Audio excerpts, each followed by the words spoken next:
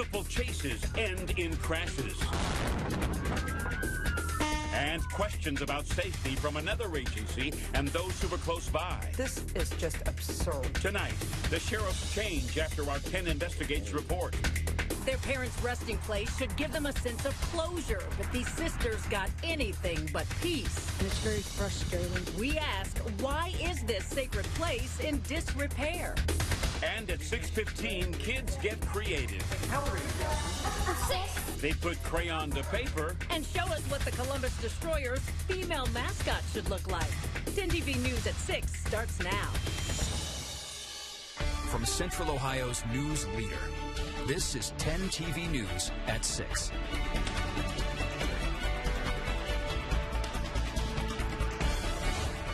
New at 6 tonight, changes at the Franklin County Sheriff's Office after a 10 Investigates report last week. Thanks for joining us at 6. I'm Yolanda Harris. And I'm Jerry Revish. Internal emails obtained by 10 TV detailed worries about crashes, rather chases officers called dangerous and unnecessary. 10 Investigates Glenn McIntyre explains the sheriff's new order. The concerns come after multiple sheriff's pursuits ended in crashes. The most recent, last Tuesday, one day after our investigation aired. Pedestrian Arthur Smith was critically injured when he was hit by a stolen car being chased by the sheriff's office. Smith's son, Anthony. I feel like it was somewhat senseless. Like, I don't understand it. But before that, there was a January pursuit that hit speeds of 108 miles an hour, also for a reported stolen car. This woman says the stolen Toyota nearly hit her head on. This is just absurd, especially for a stolen car. Absurd. It ended with 2 police cruisers colliding. And a deadly pursuit in December for a speeding violation where the fleeing car rolled, killing the driver and 1 passenger. Hold on, sweetie, I'm coming. Officers rescued 2 babies from the back seat who were physically unhurt. As 10 Investigates uncovered in internal emails and on background conversations, high-ranking Columbus police supervisors said the following about the sheriff's office. A commander said, they don't have a strong enough pursuit policy. They chase everything. A sergeant wrote, we are seeing more and more activity from the county. They seem to play by a complete different set of rules than we do. A third supervisor said, if you're chasing a bunch of cars that don't need chased, they're going to get somebody killed. Talking with 10 TV on February 18th, Franklin County Sheriff Dallas Baldwin agreed that pursuits are among the most dangerous things officers do. Absolutely. A recent study I read said that 1/3 of all fatalities in a pursuit are innocent victims. That's a really high threshold. And so you have to take that into account. Every time you pursue a car, are they going to have a crash? Because they're not abiding by any rules. They're just running. But unlike the policy of Columbus Police, his pursuit policy did not require a serious crime to justify a chase. The difference mainly is that we may start chasing a car for a stolen car or a minor violation. The chase continues only to the point that it's deemed unsafe by a supervisor or deputy pursuing. In that interview, the sheriff defended his policy, but said all policies are constantly being reviewed for possible improvement. It was a position the sheriff's office stood by last week, even after Arthur Smith was hit. But this weekend, the sheriff made a change. In an email response to our questions, Sheriff Baldwin said, I instructed the patrol chief to closely monitor pursuits involving minor traffic offenses and that I preferred to have them terminated if there were no other offenses involved. This was a verbal order. I gave this order due to concerns I have regarding circumstances not covered in the current policy. Now, we asked to speak with the sheriff today to get clarity on the change and whether it would be officially implemented as policy. We also wanted to know why he made that order verbally rather than in writing to his staff. He has not responded to our request. The family of Arthur Smith, the pedestrian hit last week, says he remains in critical condition tonight. So, Glenn, what do you make of all this? Is this a change in policy? That's not clear, and that's an answer we were seeking from the sheriff today. We quoted him directly. In his words, he preferred to have chases terminated if they don't involve more serious crimes. He is the sheriff. He sets the rules. Whether his preference translates into actual policy, we do not know because we could not get a direct answer to that question. Yolanda? All right. Well, I'm sure you'll find out in the future. We'll keep at it. Thank you, Glenn. Well, you can watch our entire investigation on the Sheriff's Office pursuit policy and see why some at CPD say the problem has gotten worse since the sheriff began filming with the popular crime show Live PD. It's all available right now on our website, 10tv.com. Well, winter temperatures are lingering well into March now, and as we look at downtown Columbus, the sun is about to set, and that's when even colder conditions will set in. Ooh, colder. Mike's tracking what you need to know tonight. It's kind of going to be slippery out there because it's been cold all day. I mean, if you stepped out even once, you know that. The wind chill was terrible. A little bit better tonight, but still pretty brutal. There's a live look again from our nationwide camera over the last few hours. You see that snow sweeping on by, so it affects visibility. It's leaving a little coating out there again, which because of the temperature could make it slippery. So guess what? More miserable cold tonight, just not quite as cold. It's all relative, but frigid. Sub-zero wind chills possible in spots again tonight. Tomorrow, it starts to brighten up. Great, except the sun isn't enough to warm up this very cold air mass. And then as we go into Thursday night and then into Friday and Saturday, well, the moisture starts to move back in. First is snow, then a rain-snow mix Friday morning, and then eventually a little bit of rain. As we look at live Doppler 10 radar right now, south of Columbus, going from Harrisburg to Groveport over to Pickerington and Pataskala as you move over into Fairfield County, and just south of London down toward Mount Sterling as you go down through Madison County, you've got some snow out there. Be very cautious on the roads here tonight. 18 degrees, the wind chill now down to 3. At least it's a 3 above. Take a look at when we're going to be back in the 50s and the catch that comes along with it. All coming up in your forecast. School districts will be closely watching the thermometer, too, overnight. Check in with the morning team starting at 4:25 a.m. in case of any delays or cancellations. Well, turning to 10 Investigates now, newly released documents show a federal agency gave Mount Carmel credit for making changes to its policies in wake of the patient overdose scandal. But there is still work to be done. Mount Carmel has still failed to retrain all of its staff on new changes meant to improve safety. 10 Investigates' Bennett Haberly joins us now with an update on that. Bennett? Yolanda, Mount Carmel says that it plans to retrain all of its staff members by tomorrow. That's March the 6th. Some of those changes include restricting quick access to certain pain medications in an automated medication dispensing system. Health inspectors had discovered during an initial visit to Mount Carmel in January that in 24 of the 27 patient cases inspectors reviewed, Dr. William Husel used an override function on that machine to bypass the pharmacy and gain access to those pain medications. Medications were given to the patients who in most cases were having their ventilators removed. Now, among the new changes Mount Carmel has implemented include requiring pharmacy approval in like situations and restricting those overrides. Now they can only be used in emergency situations like life-saving measures. Now, most of the patients who were given excessive doses occurred while those ventilators were being removed. Mount Carmel has said 29 received potentially fatal doses, but that 5 patients had conditions that might have improved with treatment. The feds, with the Centers for Medicare and Medicaid Services, still want to come back to the hospital and do an unannounced full survey of Mount Carmel. Yolanda? All right, thank you, Bennett. Well, the fate of a Delaware County cemetery remains in the courts, and those who have family buried there, they want to know what's taking so long. The owners of Fairview Memorial Park were convicted of defrauding families and put in prison. That cemetery has been in a receivership ever since. 10 TV Shelby Croft spoke with people who plan a protest on Sunday. It's just like they didn't care. They just shoveled it on there and left it. These sisters are heartbroken looking at their parents' graves. It's disgraceful is what it is. Connie and Ann's dad was buried in Fairview Memorial 10 years ago, their mom on January 22nd. The site is now an indiscernible pile of dirt. They look around and see much in disrepair. The cemetery is caught in a court battle.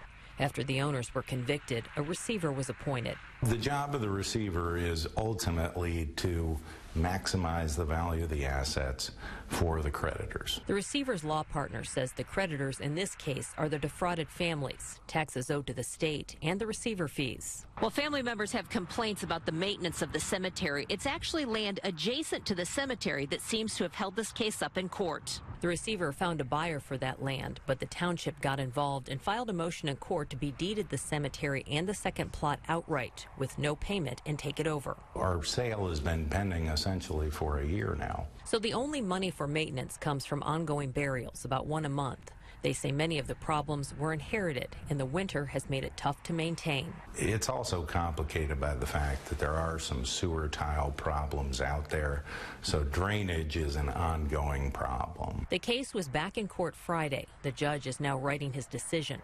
Family members just want it all worked out so their relative's final resting place can be treated respectfully. Even if it does settle, we'll probably have to come out and sow grass and flatten it out better. In Delaware County, Shelby Croft, 10 TV News. Now, we tried several times to reach the Berlin Township trustees, but none of them responded. The family members plan to protest at that cemetery Sunday at 1.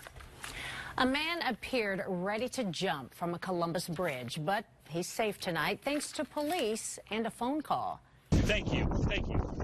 There it is, man. Good job. That's it. We got you, buddy.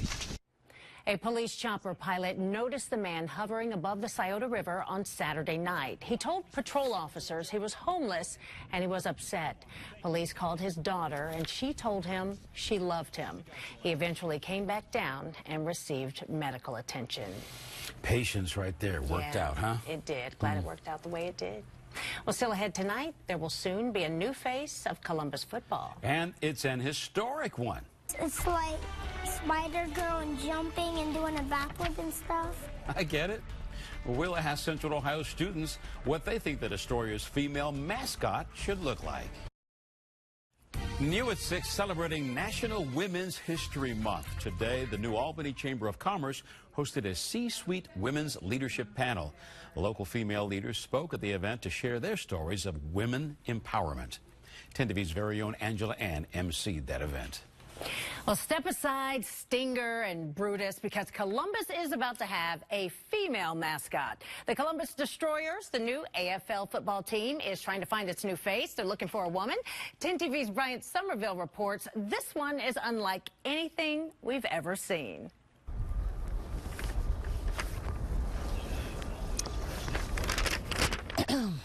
The Columbus Destroyers organization is searching for Captain Destroyer, a team's female humanized mascot. The candidate will physically resemble a warrior and superhero-like qualities, yet will be family-friendly and approachable.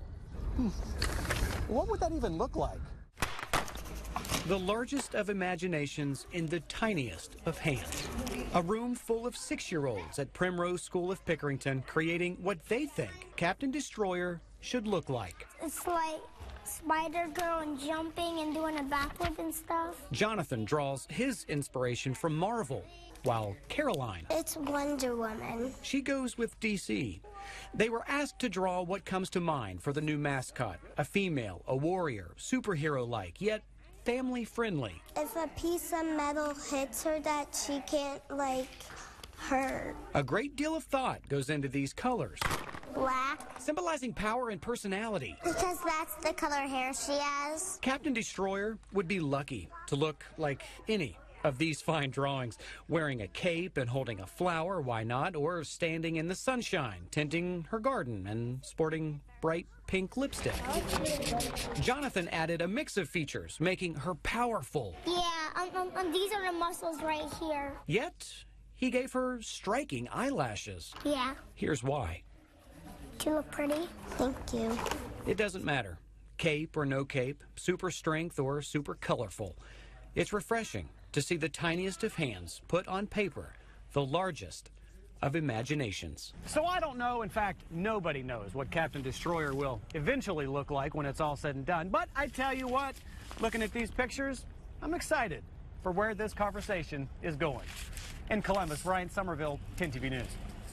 All right, the kids had a lot of good ideas. There is a link to pre-register right now attached to this story on 10tv.com. And I did say they're looking for a woman, but if it has a mask, maybe not. A guy could do it too. It just will be a female mascot. But those are some of the ideas colorful, the kids came up with. Yeah, this is great stuff. I just love their imaginations here. Beautiful things. Look at that. Yeah, so this is going to be exciting to see what the female mascot for the team looks like, the new Destroyers mascot. Clever marketing. Could be one of these ideas. Clever marketing, like that. And it's, I mean, there's probably a motivation between each one of them, behind each one of those drawings. But it's like, figuring out what it is. It's like, that's pretty cool, though. I love creativity. It's I like love it. those naming contests. This is a drawing contest. I like that. Captain Destroyer. Captain Destroyer. I like it. Let's take a look outside, see what's going on. I don't like that as well as I like those drawings. I tell you what, the primary color today was gray as the day went on, and now we've got some white thrown in as well.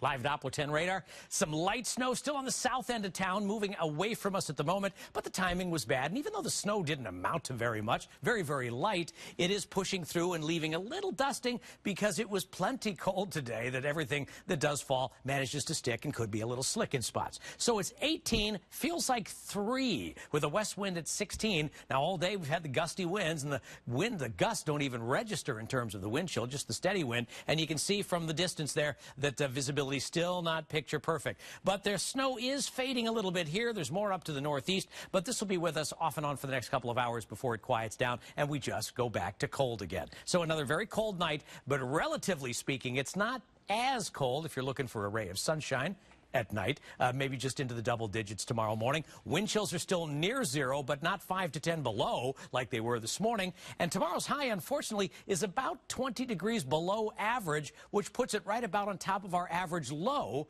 as opposed to our average high. So still pretty darn cold. Off to the north and west, it's all teens. The teens have now reached Newark and Lancaster and Circleville and Washington Courthouse as well. 20s to the southeast. A lot of 22s, a tic-tac-toe from New Lexington to Logan to MacArthur. 22 at Athens as well. And teens off to the east at Cambridge and Caldwell. So what it feels like out there right now is 2 below at Urbana. A little bit ago, that was the only one below 0. Still appears to be. Right at 0 at Mount Vernon, 1 at Mount Gilead, 2 at Delaware. You know, it's not really a big difference between 0 and 2 below, but it just sounds that much worse. Evening, we fall back through the teens, stay there most of the evening, and tomorrow morning, we're down near 10 and still a wind chill pretty close to 0. Model shows the snow moving off tomorrow morning early, so we've got some clouds, and as the day goes on tomorrow, it brightens up. It looks pretty good. Lots of sunshine, but sunshine cannot cut that cold Arctic air mass for another day. We start to see a more southerly flow of air at the end of the week, and temperatures do finally begin to rise. In fact, Thursday's high just above freezing might actually feel pretty good after these last couple of days. 40 for Friday, maybe a rain-snow mix in the morning and then some showers in the afternoon. Saturday and Sunday we're in the 50s with a chance for a scattered shower by Saturday afternoon. I think your morning's going to be okay. Sunday kind of rainy. Looks like a lesser chance for thunder, though, a high of 57. And then we're back in the 40s for Monday and Tuesday. That day, especially Tuesday, 47 for a high, 28 for a morning low. That is pretty much spot on for the month of March. Wednesday and Thursday, we're back into a chance for rain, but we're also back into the 50s. And for the first time in a while, we don't see the deep freeze returning on the backside of that. I'm not saying it won't happen ever, right? But not in the next 10 days. Well, nice. Good. Yeah. We'll enjoy it while we can because it's cold. All right, Don's back now. And you know where it's freezing, what's going on? Where's it you know it's on the ice. Oh, yeah. Because it wouldn't be ice if it wasn't frozen. It has to be frozen. How about that? Anyways, the Blue Jackets kicking off what might be the biggest week of the season tonight on the road at the New Jersey Devils. Jackets, who have lost 2 in a row, now find themselves out of the playoffs. 2 points behind the 4th-place Pittsburgh Penguins, who currently hold down the final playoff spot. Jackets are at the Devils tonight, and then we'll play back-to-back games with the Penguins Thursday and Saturday. Jackets need to start winning tonight. It's not a good feeling. We need results right now. So I'm not going to have much for you tonight because I wish I'd stop talking here and just talk about wins. And we got to find a way through it. No one's going to feel sorry for us. No one should. We got to just find a way to get a big win here on the road. Well, the Ohio State men's basketball team will be without the services of Caleb Wesson in the lineup tomorrow night when the Buckeyes travel to Northwestern. He's on suspension. No word on when he might return. Without Wesson, the Buckeyes are trying to figure things out offensively. We're just in the process of thinking through all that in terms of personnel and adjustments. It's hard to make, too many significant adjustments at this point, but we're in the process of looking at all that, which makes it difficult, but we need to. All right, let's head to Dorking, England for the annual wife-carrying race. Dozens of couples braved a wet and slippery course. Race allows non-married couples to compete, and this year's winners, the same winners from last year, and Chris Hepworth and Tanisha Prince. But after the race, Chris proposed to Tanisha, and she said yes. And so, although they have not been married the last 2 years, they will be married next year when they go for the three-peat.